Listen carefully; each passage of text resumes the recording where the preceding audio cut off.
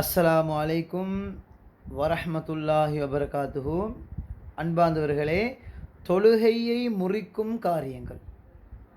முதலாவது, தொழும் பொழுது பேசினால் தொழுகை முறிந்துவிடும், பாத்திலாகிவிடும். ரெண்டாவது, ஏதாவது சாப்பிட்டாலோ குடித்தாலோ தொழுகை முறிந்துவிடும். மூணாவது, சிரித்தால், தொழுகையில் சிரித்தால் தொழுகை பாத்திலாகிவிடும். நாலாவது, அவுரத் வெளியானால் தொழுகை பாத்திலாகிவிடும். ஆண்களின் அவுரத் தொப்புள்ளிருந்து முட்டுக்கால் வரை.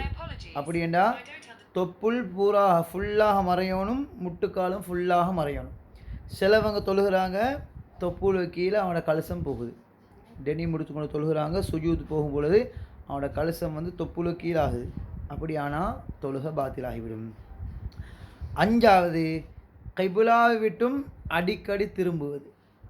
அதாவது 3 தடவைக்கு மேலால் நாங்கள் இப்படி திரும்பி திரும்பி பார்த்தோம்னா தொழுகை பாத்திலாகிவிடும். ஆறாவது, தொடக்கு ஏற்படுவது. உதாரணத்துக்கு தொழும் பொழுது மணி வெளியாகுது, அல்லது சிறுநீர் கொஞ்சம் வெளியாகுது, அல்லது மலம் கொஞ்சம் வெளியாகுது.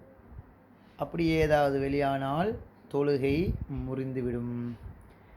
ஏழாவது, சுத்தம் இல்லாத ஏதாவது எங்களோட உடம்புல படுகுது, அல்லது தொழக்கூடிய இடத்துல படுகுது.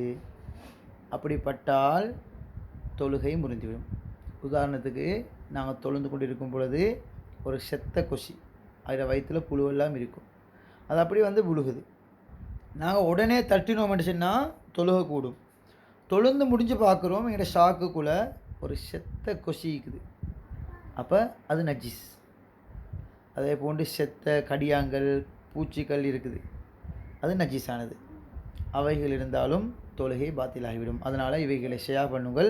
இன்ஷா அல்லாஹ் அடுத்த வீடியோவில் வாஜிபாத்து ஸலாத்தை பற்றி நான் போடுவேன் இன்ஷா அல்லாஹ். அதனால் ஷேர் பண்ணுங்கள். அல்லாஹ் ரஹ்மத்து செய்வான்.